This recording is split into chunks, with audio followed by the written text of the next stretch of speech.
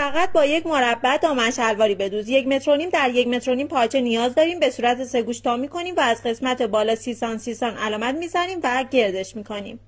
حالا دوباره 30 سانتی دیگه به پایین علامت میزنیم و از سمت مقابل هم 30 سانتی علامت میزنیم. از این سمت 8 سانتی داخل میشیم و به بالا وصل میکنیم.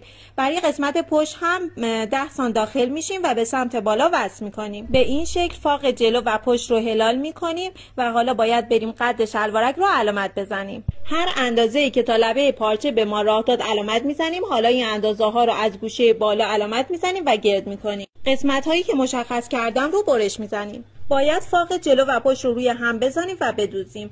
بعد از اینکه دوختیم، بعد درز داخل پا رو به هم وصل میکنیم و چرخ میکنیم و برای کمر یک مستطیل برش میزنیم و کش رو از داخلش رد میکنیم و به کمر شلوار وصل میکنیم. اگر آموزش رو دوست داشتی، بر دوست خیاطت هم بفرست.